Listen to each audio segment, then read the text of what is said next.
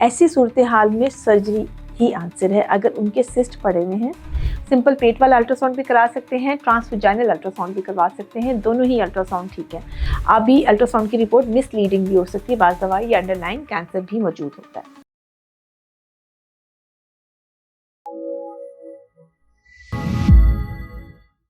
जी अस्सलाम वालेकुम। ये वीडियो पुरानी वीडियो का हमारा सेकंड पार्ट है जिसमें हमने एंडोमेट्रियोसिस से रिलेटेड सिम्टम्स की बात की थी और एंडोमेट्रियोसिस को एक्सप्लेन करने की कोशिश की थी। इसमें हम डिस्कस करेंगे कि क्या इन्वेस्टिगेशंस है जो हमें करवानी चाहिए और इसके अलावा कि क्या ट्रीटमेंट ऑप्शंस हैं जो कि कपल्स के लिए या फीमेल जो भी है उसके लिए अवेलेबल हैं। नंबर 1 पे इन्वेस्टिगेशंस की जहाँ तक बात करें तो बेसिक इन्वेस्टिगेशन जो इसके लिए करवाई जाती है वो अल्ट्रासाउंड है। सिंपल पेट वाला अल्ट्रासाउंड भी करा सकते हैं, ट्रांसवेजाइनल अल्ट्रासाउंड भी करवा सकते हैं, दोनों ही अल्ट्रासाउंड ठीक है। तो इसमें क्या होता है कि आप देखते हैं कि सिस्ट का साइज़ कितना है। देखिए जो पेल्विक एंडोमेट्रियोसिस है ना, जो इधर उधर फैली हुई है, वो तो अमूमन अल्ट्रासाउंड पे नज़र नहीं आ रही होती। अल्ट्रासाउंड पे क्या नज़र आता है, अगर ओवरी का एंडोमेट्रियोसिस है, ओवरी का सिस्ट मौजूद है, तो वो आपको पिक हो जाता है और उस वक्त डॉक्टर्स जो हैं वो जो अच्छे रेडियोलॉजिस्ट हैं वो लेबल कर देते हैं कि मोस्ट लाइकली ये एंडोमेट्रियोटिक सिस्ट है।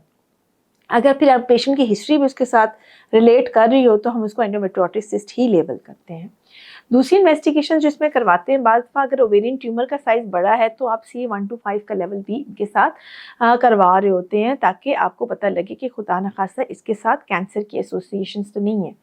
जो सिस्ट बहुत बड़े होते हैं जिसमें इस तरह के कंपोनेंट नज़र आ रहे होते हैं, कम चांसेस हैं लेकिन चांसेस होते हैं कि ये एसोसिएट हो भी सकते हैं कैंसर्स के साथ, या अभी अल्ट्रासाउंड की रिपोर्ट मिसलीडिंग भी हो सकती है, बाज़ दवा या अंडरलाइन कैंसर भी मौजूद होता है। अच्छा, तीसरी इन्वेस्टिगेशन जो इसमें गोल्ड स्टैंडर्ड समझी जाती है वो है लेप्रोस्कोपी।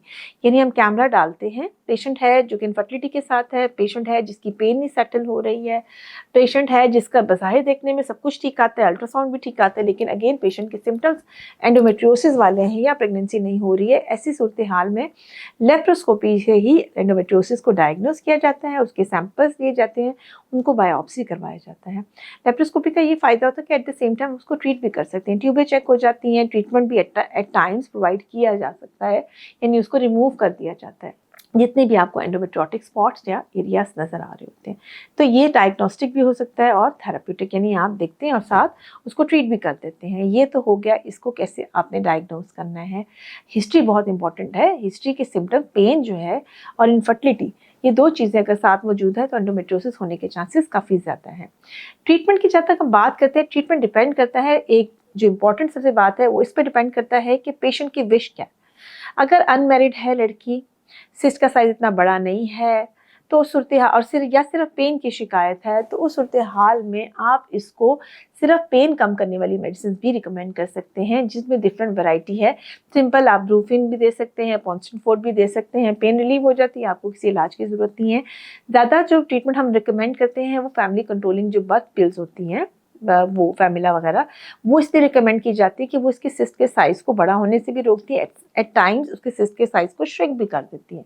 तो जिन बच्चियों में आपने अभी सर्जरी नहीं करनी या वो पेशेंट जिनके ऑलरेडी बच्चे हैं या ऑलरेडी केस है, इनको पता है कि उनको एंडोमेट्रियोसिस है और हम चाह रहे हैं कि दोबारा ना हो जाए, ऐसी सूरत हाल में जो ट्रीटमेंट को दिया जाता है वो सिंपल पेन किलर्स या बर्थ कंट्रोलिंग पिल्स है। इसके अलावा कुछ ऐसे इंजेक्शंस भी मौजूद होते हैं जो कि इसकी ग्रोथ को सप्रेस कर देते हैं, यानी सिस्ट मौजूद होता है, वो इंजेक्शन लगाने की वजह से पीरियड्स आना रुक जाती है और जब किसी को 6 से 9 माह पीरियड्स नहीं आते हैं तो एंडोमेट्रियोसिस खुद ब खुद ख़त्म हो जाता है। जो कि मैंने जिक्र किया ना, यूट्रस की लाइनिंग है और ये जो यूट्रस की लाइनिंग है ये आपके हार्मोन्स के साथ ग्रो कर रही है।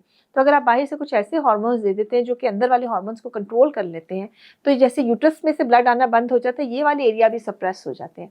लेकिन इनका नुकसान ये है कि जैसे ही आप वापस नॉर्मल उसमें आते हैं या उनकी दवाइयों का असर ख़त्म होता है, चाहे वो बर्थ कंट्रोल पिल्स हैं, चाहे वो इंजेक्शंस हैं, तो जैसे ही आप वापस नॉर्मल होते हैं ये दोबारा से रीग्रो करके वहीं के वहीं आ जाते हैं। सो ये टेम्परेरी इलाज के तौर पे तो ठीक है, जैसे किसी का पीरियड्स बंद होने वाले हैं, जिसको बच्चे नहीं चाहिए या अनमैरिड बच्चियाँ, उनमें तो ये इलाज किया जा सकता है। अब हम आते हैं उन ख़वातीन की तरफ जिनमें एंडोमेट्रियोसिस होता है, वो प्रेगनेंसी जा रही होती है, जो कि ये लीडिंग कॉज है इनफर्टिलिटी का, बच्चे ना होने का एक बहुत इंपॉर्टेंट और बड़ा कॉमन कॉज है। ऐसी सूरत हाल में सर्जरी ही आंसर है। अगर उनके सिस्ट पड़े हुए हैं, सिस्ट का साइज़ 5 सेंटीमीटर से बड़ा है और उनमें पेन की शिकायत बहुत ज़्यादा है। ऐसे लोगों में सर्जरी ही आंसर है। लेप्रोस्कोपी को प्रेफर किया जाता है। लेप्रोस्कोपिकली ये किया जाता है कि सारे के सारा जो एंडोमेट्रियोटिक टिश्यू है उसको रिमूव कर दिया जाए और सर्जरी के फ़ौरन बाद हमल का इलाज शुरू किया जाए। अमूमन लोग ऐसा करते हैं कि सर्जरी कराने के बाद कोई ट्रीटमेंट नहीं लेते, बहुत ज़्यादा गैप ले लेते हैं और एंडोमेट्रियोसिस दोबारा हो जाता है। इसका सबसे बड़ा नुकसान ही है कि जैसे ही थोड़ा अर्सा गुजरता है ये दोबारा आना शुरू होता है।